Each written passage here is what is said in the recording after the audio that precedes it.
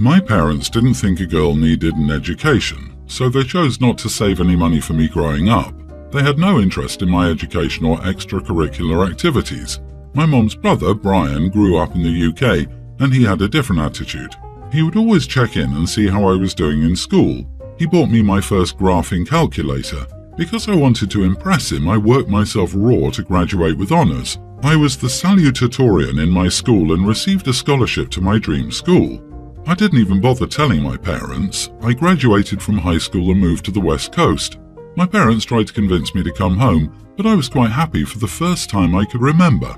I studied in a STEM field and was recruited before I graduated. My job pays me very well and I met my husband at work. My brother also attended university and is an engineer. He does well for himself, except he constantly gives our parents money. My brother talked to me recently about how we needed to support our parents in their old age. I said I had no problem contributing to them. However, they would have to ask me for help. I wouldn't volunteer it or send it through him. If they wanted my dirty woman money, they had to ask for it. He says they won't because it would shame my father to ask a woman for money. I'm okay with him feeling shame after the way he raised me. My brother says I'm being an idiot, and it doesn't matter since my parents know where the money will be coming from. I think that my father and mother need to get over themselves. Am I the idiot for telling my brother that if my parents need money, they can ask me for it themselves?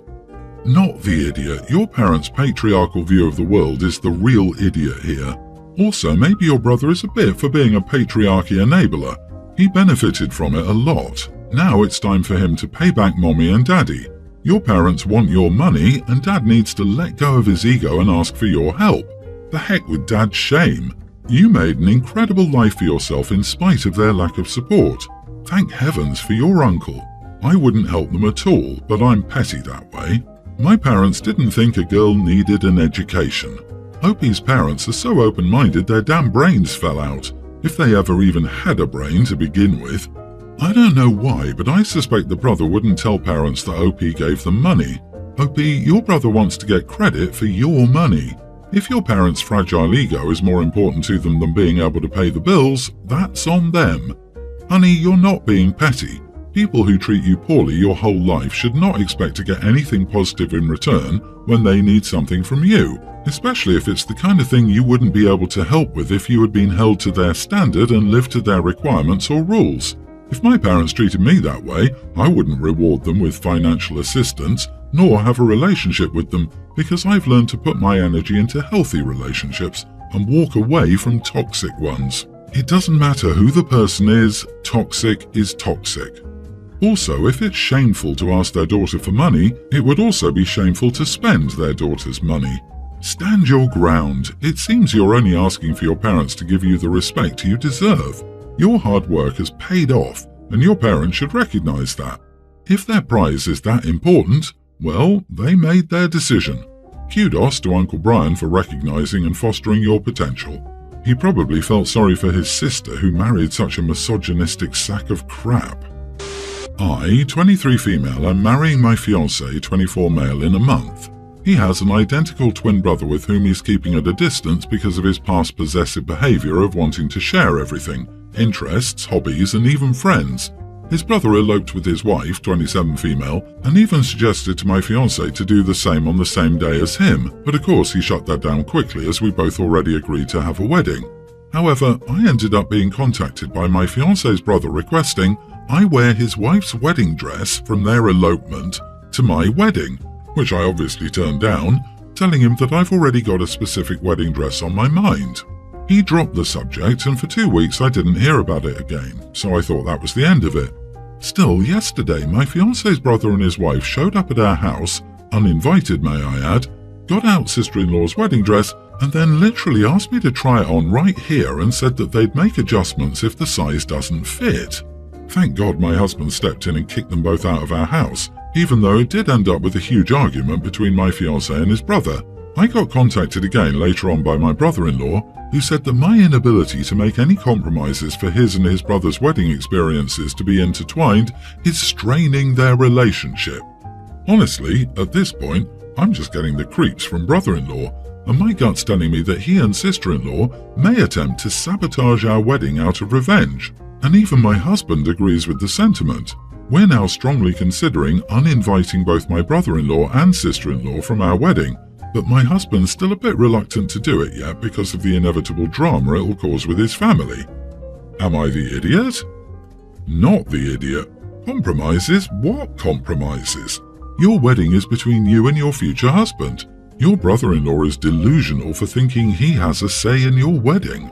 This is bizarre behavior, and if you don't nip it in the bud, you will wake up at 2 a.m. to your brother-in-law standing over your bed, trying to cut and style your hair exactly like his wife's. These people are unhinged. Keep your distance. It's even more bizarre that the sister-in-law is going along with this craziness. It proves that brother-in-law has met his perfect match. If I were in OP's shoes, I'd honestly consider moving to a different state or country if feasible. Also, what the heck do the parents think of this behavior? Your fiancé and brother-in-law are not 5 anymore, having to wear matching outfits and share toys. This is you and your fiancé's wedding, not your brother and sister-in-law's. They had their day. You have yours the way you want without your brother-in-law inserting himself. By the way, what's your mother-in-law's stance on all of this?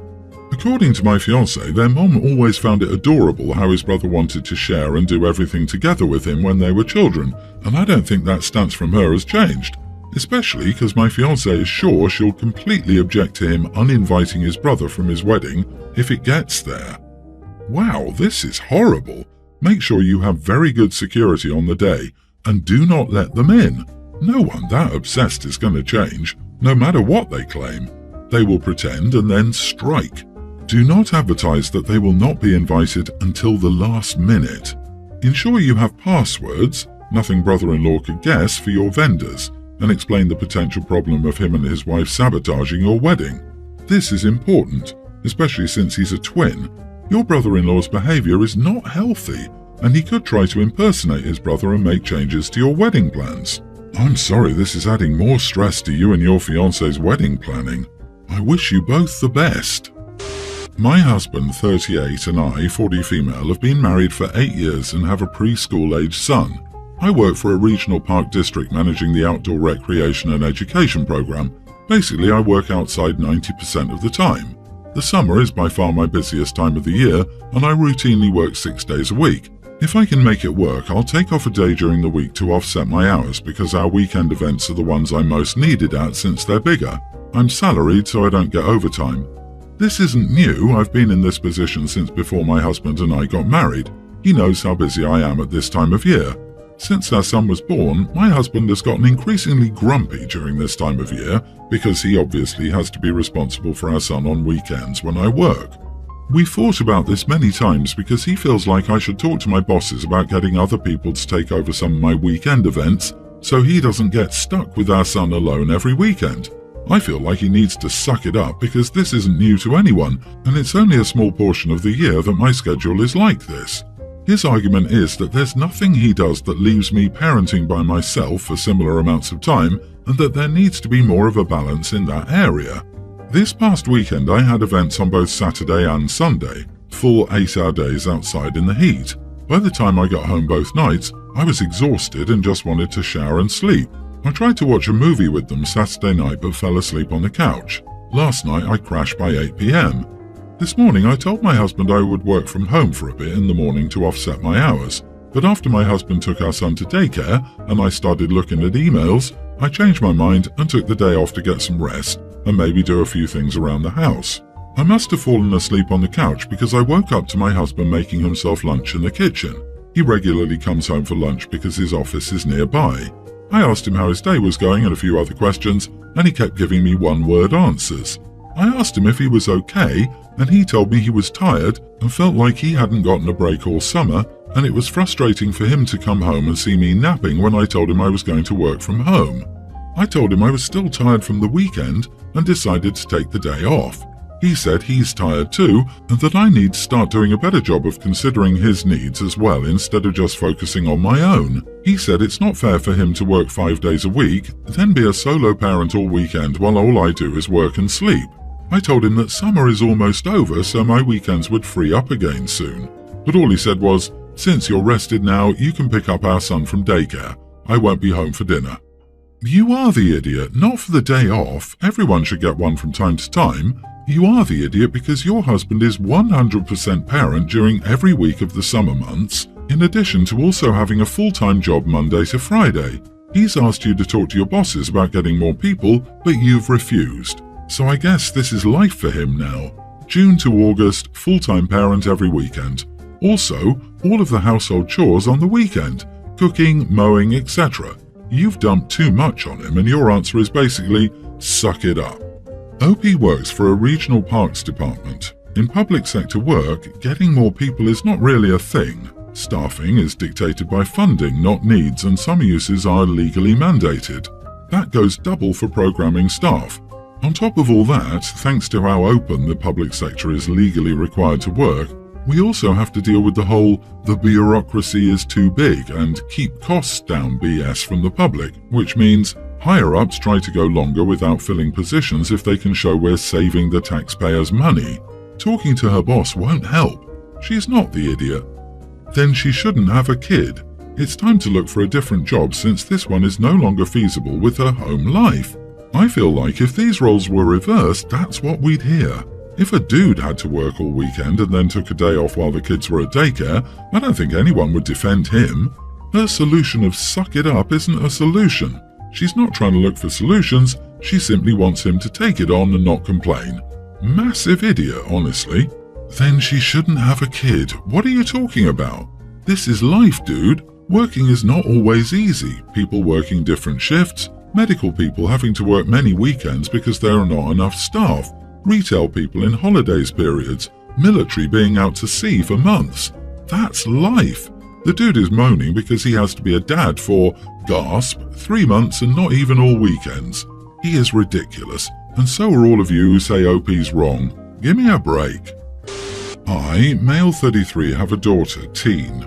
I, like many parents, have different nicknames for my daughter, one being Princess.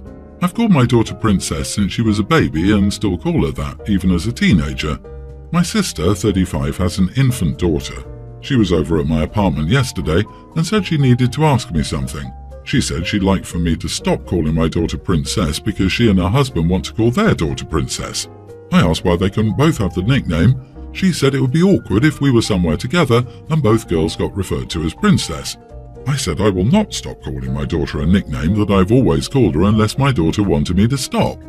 My sister said my daughter is too old for the nickname Princess anyway, and I have several other nicknames for her, so it shouldn't matter. I'm just choosing to gatekeep and be an idiot, which I'm not stopping my sister from using it. I'm just refusing to stop calling my daughter that nickname.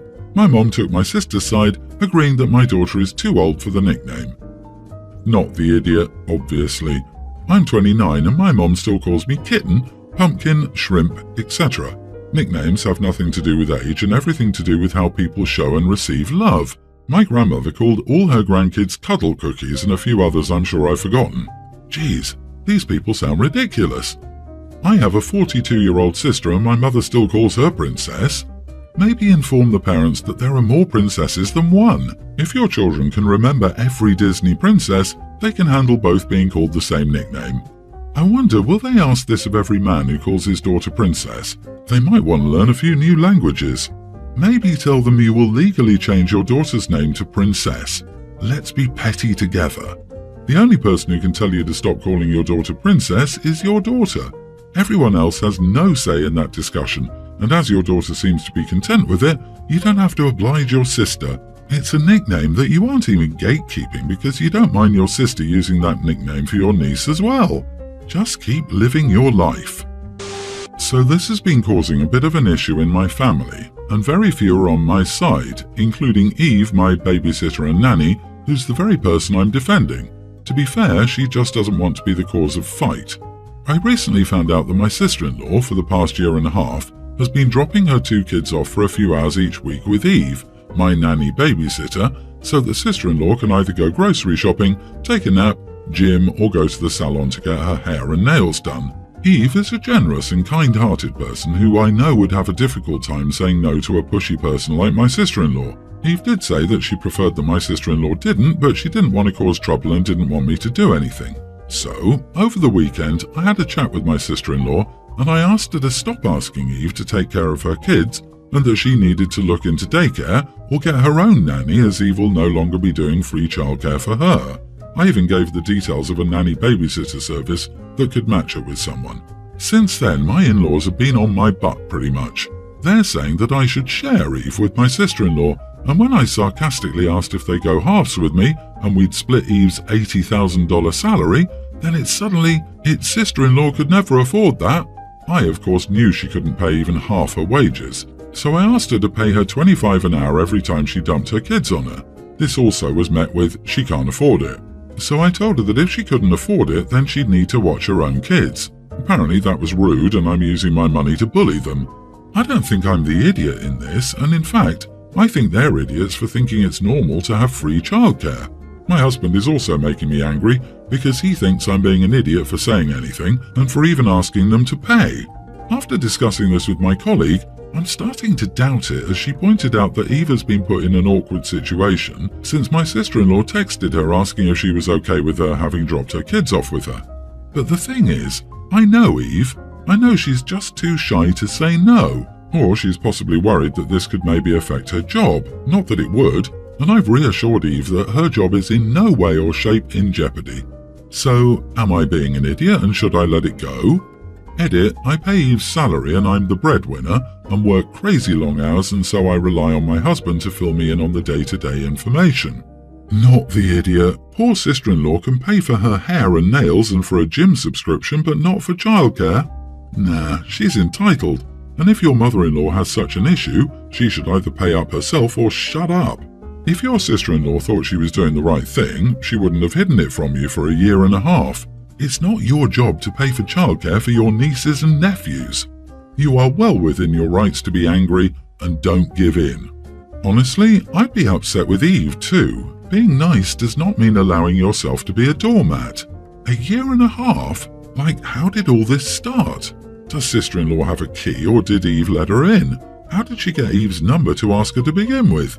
What else does she allow because she's afraid of confrontation?